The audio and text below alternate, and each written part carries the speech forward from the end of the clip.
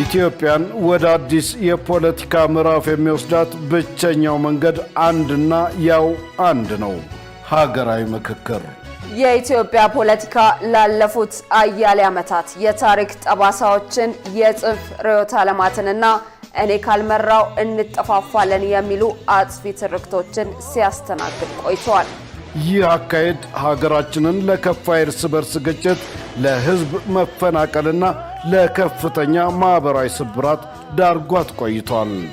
ነገር ግን ከነዚህ ሁሉ መከራዎችና ውጣ ውረዶች በኋላ አሁን ላይ በኢትዮጵያ ፖለቲካ ምህዳር ውስጥ አንድ አዲስና ተስፋ ሰጪ ጭላንጭል መታየት ጀምሯል። ይህም ከመጠፋፋት ፖለቲካ ወደ መደማመጥ ባህል መሸጋገር ነው። የሀገራችንን ቀጣይ ጣፋንታ ለመወሰን እጅግ ወሳኝ ምዕራፍ ነው ሀገራዊ ምክክር። በዚህ የሽግግር ወቅት የይዘት ፈጣሪዎች፣ የሚዲያ ተቋማትና የፖለቲካ ተንታኞች ሚናም ከጦርነት ነጋሪት ጎሳሚነት ወደ ሰላም አምባሳደርነት መቀየር አለበት። ለኢትዮጵያ ትንሣኤ ኢትዮጵያውያን እየተመካከርን ነው።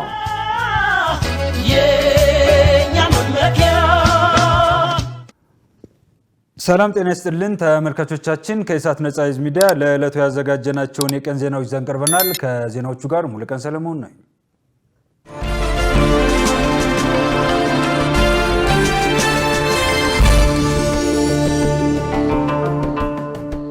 የምክክር ጉባኤው ነባር ችግሮችን በምክክር ለመፍታት ሰፊ ዕድል መፍጠሩን ተመካካሪዎች ገለጹ። የኢትዮጵያ ሀገራዊ ምክክር ጉባኤ ከሐምሌ 8 ቀን 2018 ዓ.ም ጀምሮ በአዲስ ዓለም አቀፍ ኮንቬንሽን ማዕከል እየተካሄደ ይገኛል። አስተያየታቸውን ለኢዜአ የሰጡ ተመካካሪዎች በምክክሩ እየተነሱ የሚገኙ ሀሳቦች ለዘላቂ ሀገር ግንባታ አስተዋጽኦ የሚያበረክቱ ናቸው ብለዋል።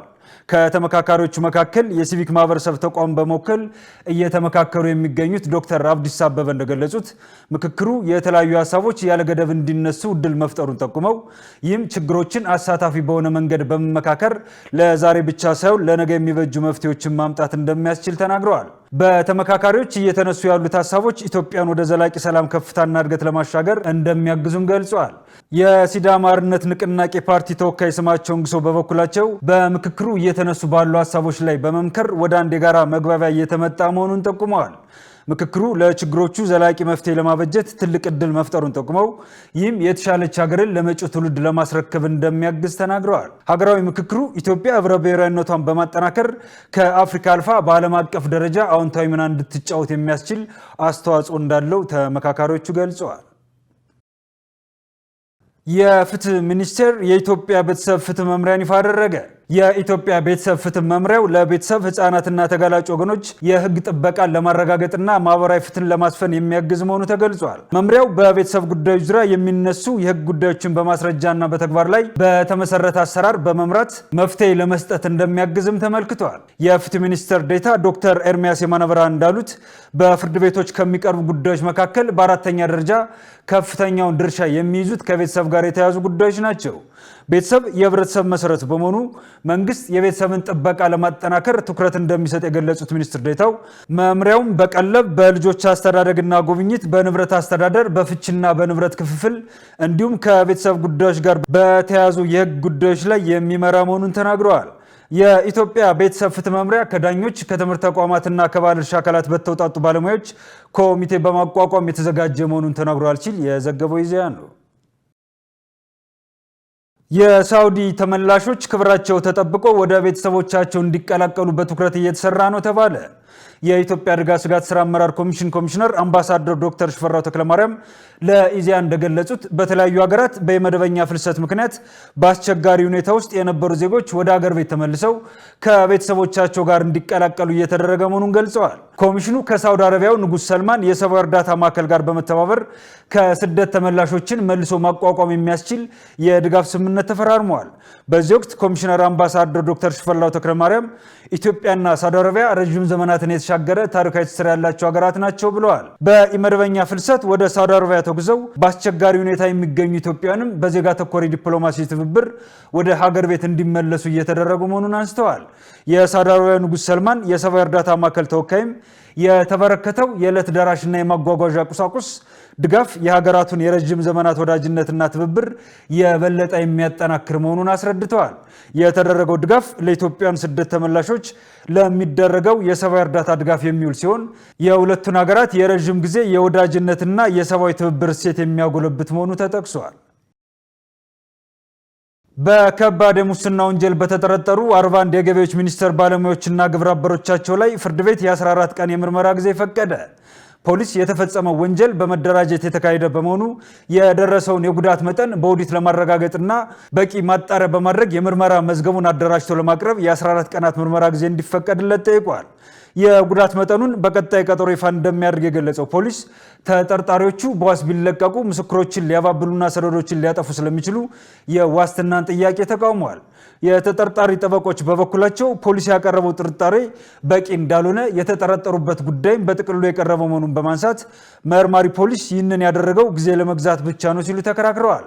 የግራ ቀኙን ክርክር በዝርዝር ያዳመጠውና የፖሊስ ምርመራ መዝገብ የተመለከተው ችሎቱ በቂ ጥርጣሬ መኖሩም ከመዝገቡ በመረዳቱና የደረሰው የጉዳት መጠንና የግለሰቦችን ተሳትፎ ለይቶ ማቅረብ አስፈላጊ መሆኑን መገንዘቡን ገልጿል። በመሆኑም ፖሊስ የጀመረውን ማጣሪያ አጠናክሮ እንዲቀጥል ጉዳያቸው መታየት ከጀመረበት ከሐምሌ 30 እና ነሐሴ 1 ጀምሮ የሚታሰብ የ14 ቀናት የምርመራ ጊዜ ፈቅዷል። የተጠርጣሪዎችን የጤና ሁኔታና አያያዝ በተመለከተ አስፈላጊ ሁሉ እንዲደረግ ትዕዛዝ ተሰጥቷል ሲል የዘገበው ኢዜአ ነው። የትግራይ ሕዝብ በህወሓት ቡድን ላይ ጠንከር ያሉ ውሳኔዎችን መወሰን ይጠበቅበታል ተባለ። ጋዜጠኛ ዳሞራ ያህያ ለጋዜጣ ፕላስ በሰጡት አስተያየት የትግራይ ሕዝብ በህወሓት ቡድን ላይ ጠንካራ ውሳኔዎችን በማሳለፍ ክልሉን ወደ ነበረበት ሰላማዊ ሁኔታ ለመመለስ የማያዳግም እርምጃ መውሰድ ይኖርበታል ብለዋል። የህወሓት ቡድን የዓለም አቀፍ አሸባሪነትን መመዘኛዎች እያሟላ እንደሚገኝ ያነሱት ጋዜጠኛው ቡድኑ ወጣቶችን ለሌላ ሀገር አሳልፎ በመሸጥ ማዕድንና ወርቅን በመዝረፍ በኮንትሮባንድ መንገድ ወደ ውጭ እየላከ መሆኑን ተናግረዋል። ይህንኑ የሀብት ዘረፋ እያካሄዱ የሚገኙት የፖለቲካ ኃይሎችና በተለይም የህወሓት ቡድን ከፍተኛ የበላይ አመራሮች መሆናቸውንም አስረድተዋል። በክልሉ ባለው የሰላም እጦት ምክንያት ወጣቶች ወደ አዲስ አበባና ወደ ሌሎች የሀገሪቱ ክልሎች በመሸሽ ላይ መሆናቸውን የጠቀሱት ጋዜጠኛው በአሁኑ ሰዓት የትግራይ ወጣቶች እስከ ሩዋንዳና ዩጋንዳ ድረስ ለመሰደድ መገደዳቸውንም ገልጸዋል። መላው ኢትዮጵያዊ ክልሉ በራሱ ልጆች ሲጠፋ በዝምታ ማየት እንደሌለበትም ተናግረዋል። በአማራ ክልል ሰሜን ወሎ ዞን ለ2019 የትምህርት ዘመን ከ540 ሺህ በላይ ተማሪዎችን ለመቀበል የቅድመ ዝግጅት ስራዎች እየተከናወኑ ነው ተባለ። የመምሪያው ምክትል ኃላፊ አቶ ወንዶሰን አክሊሉ የቅድመ ዝግጅት ስራው እየተከናወነ የሚገኘው ህብረተሰቡን፣ በጎ ፈቃደኞችን፣ ምሁራንና ባለሙያዎችን በማሳተፍ እንደሆነ ተናግረዋል። በዚህም በበጎ ፍቃድ አገልግሎት በመታገዝ የ278 መማሪያ ክፍሎች የጥገናና አዲስ ግንባታ ስራ እንዲሁም በ24 ትምህርት ቤቶች የመጸዳጃ ቤት ግንባታ መከናወኑን ተናግረዋል።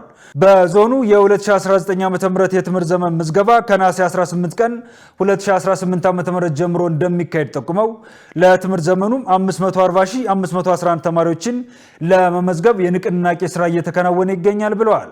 የቅዱስ ላሊበላ አጠቃላይ ሁለተኛ ደረጃ ትምህርት ቤት ርዕሰ መምህር አቶ ይርጋ ገላው በበኩላቸው በትምህርት ቤቱ የወንበር ዴስክና ጥቁር ሰሌዳ ጥገና፣ የችግኝ ተከላና የግቢ ማስዋብ ስራ መከናወኑን ተናግረው ይህም ትምህርት ቤቱን ውብ ማራኪና ሳቢ በማድረግ ተማሪዎችን ለመቀበል እየተደረገ ያለ ዝግጅት አካል መሆኑን አንስተዋል።